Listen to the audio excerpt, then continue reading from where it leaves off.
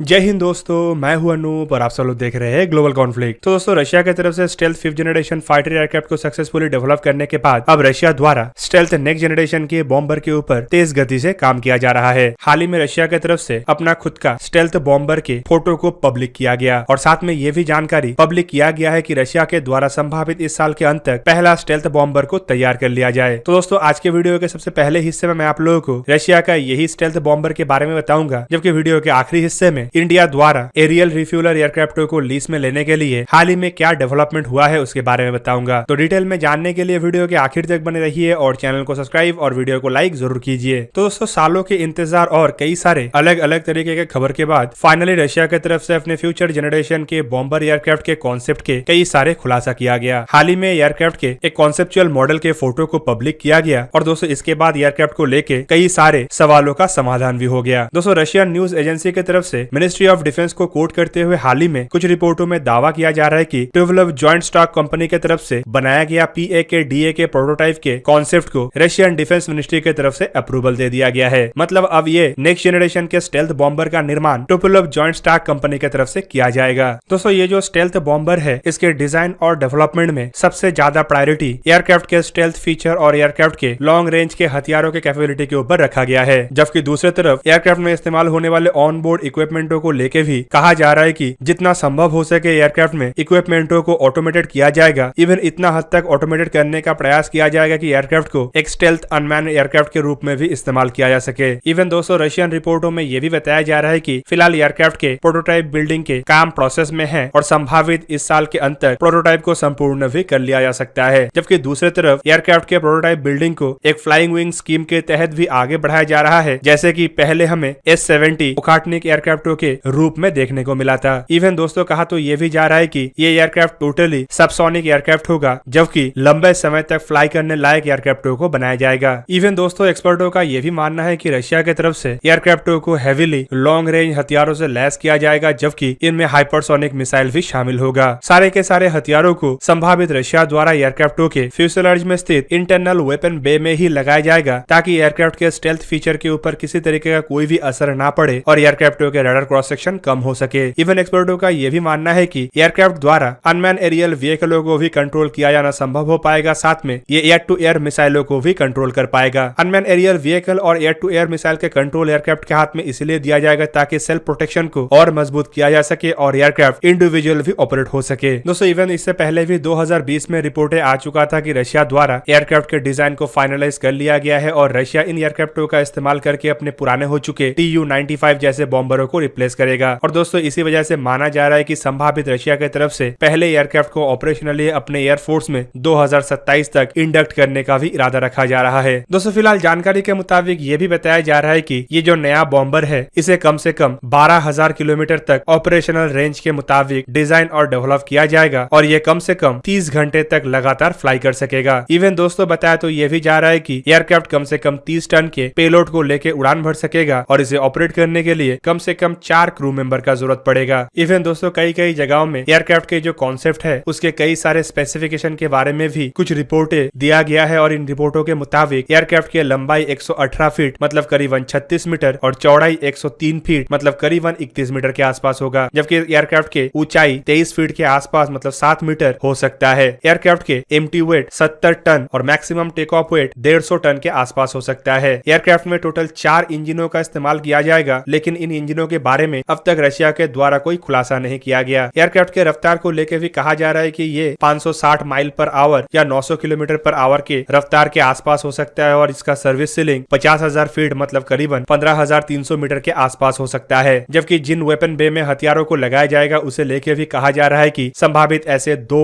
Internal weapon बे हो सकता है, जिनमें क्रूज मिसाइल, हाइपरसोनिक मिसाइल, परमाणु शक्ति संपूर्ण हथियार और गाइडेड से लेकर फ्री फॉल बॉम्ब तक हर तरीके का हथियार लगाया जाएगा। और दोस्तों, ये आने वाले समय में रशिया का एक सुपर वेपन बनने जा रहा है। दोस्तों, अब चलिए हमारे दूसरे अपडेट मतलब इंडिया के एरियल रिफ्यूलर एयरक्राफ्टों के लीज के बारे में जानते हैं। आप सब लोगों को पता ही होगा कि हाल ही में इंडियन एयरफोर्स अपने एरियल रिफ्यूलर एयरक्राफ्टों के आवश्यकताओं को पूरा करने के लिए लीज के प्रावधान के तहत एयरक्राफ्टों को हासिल करने के लिए आगे बढ़ रहा है। इस प्रोसेस में जहाँ पे एयरवेज कंपनी की तरफ से बनाया हुआ A330 MRTT एयरक्राफ्ट और बोइंग के KC-46 एयरक्राफ्टों को सबसे प्रमुख दावेदार माना जा रहा है, तो वहीं पे अब बताया जा रहा है कि इंडियन एयरफोर्स एयरफोर्स द्वारा अब इस टेंडर में एक नया मेथड के तहत आगे बढ़े जाने का सोच विचार किया जा रहा है और ये मेथड है एयरक्राफ्टों के सालाना अवेलेबिलिटी आवर को लेके। मतलब एयरक्राफ्टों को सालाना कितना घंटा तक अवेलेबल रखा जा सकता है उसके ऊपर भी बेस करके इंडियन एयरफोर्स द्वारा एयरक्राफ्ट के टेंडर को जारी किया जा सकता है। आप सब लोगों को पता ही होगा कि इंडियन एयरफोर्स के पास फिलहाल 6 इल्यूजन 78 एरियल टैंकर एयरक्राफ्ट है और इन एयरक्राफ्टों के सर्विस इशू के वजह से एयरक्राफ्टों के पर आवर अवेलेबिलिटी काफी कम है। दोस्तों इन्हीं कारणों की वजह से माना जा रहा है कि इंडियन एयरफोर्स की तरफ से पर आवर अवेलेबिलिटी को एक प्रमुख मापदंड के रूप में रखा जा रहा है और संभावित मैक्सिमम और minimum hour per year availability को भी इस टेंडर में मापदंड के रूप में रखा जाएगा। दोस्तों इन इल्यूजन 78 टैंकरों के कमियों को पूरा करने के लिए इंडियन एयरफोर्स की तरफ से पहले भी 6 एरियल रिफ्यूलर खरीदने का एक प्रस्ताव को आगे बढ़ाया गया था।